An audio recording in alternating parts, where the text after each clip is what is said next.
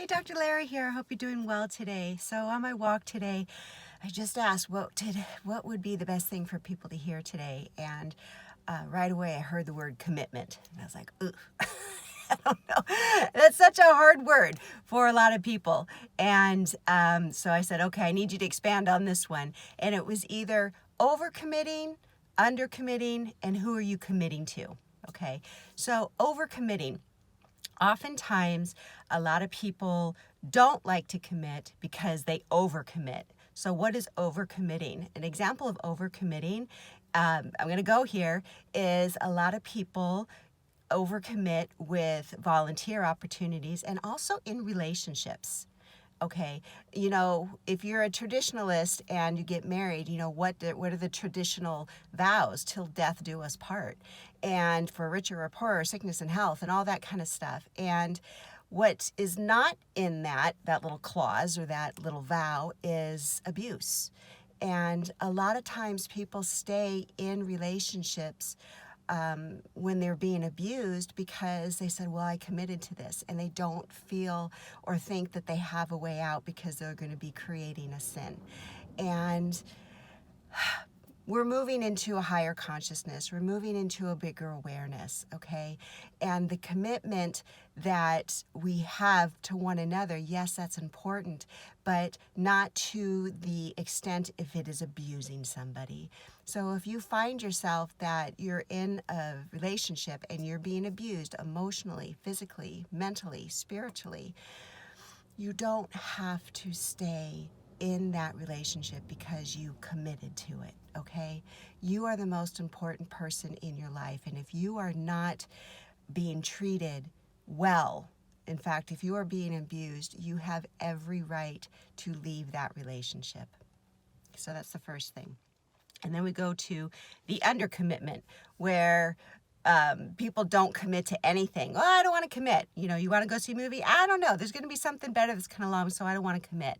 Okay, so that's another thing that humanity kind of has to work through.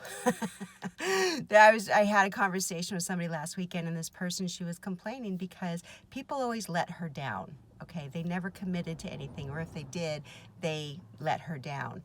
And immediately what came into my mind was, well, are you committing to yourself? Okay, the relationships we have with other people and the way they treat us and how we are in relationship with other people is a direct reflection of how we feel about ourselves. Okay, so if we find that people are constantly letting us down, if they're not committing or whatever, take a look inward and ask yourself, am I committing to myself? Am I being good to myself, or do I break my commitments to myself all the time? Okay, and sometimes we're not even aware. Okay, a lot of times we're not aware of something unless we take the time to look at it.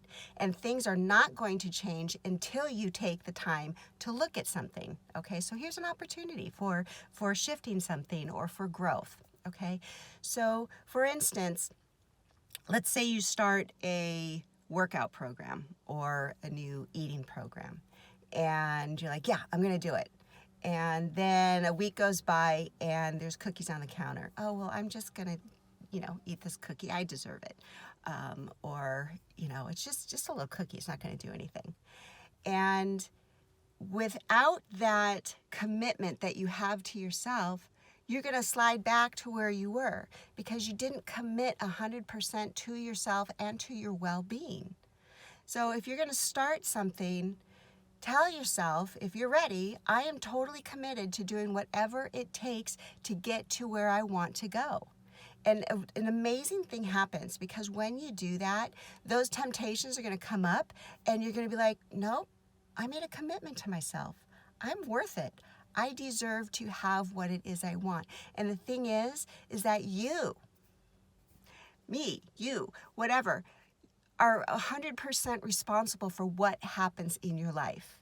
Okay? So many people look at their bodies and they're like, ugh. It's like, how did your body get that way? It got that way because you weren't committed to yourself. You weren't loving yourself enough. You were abusing your body, right? So it's about having those commitments to yourself. Commit to loving yourself enough to put good things in your body. Commit to loving yourself enough to be in a loving relationship that doesn't harm you, right? And it's not selfish. It is not selfish to want something nice for yourself, to do good for yourself, to have a good life, okay? Those days of being a martyr and letting everybody else walk all over you, that's gone. We can't do that. That has been programmed into us to live that way. And where has it gotten us? Right? So now it's time for you to take care of yourself, commit to your well-being, okay? Because you're worth it. And when you start committing and loving yourself more, you'll find that the people in your life will start to act that way towards you as well. So I hope that helps. I know it was a little today, but I think it's really important. I know I needed to hear it.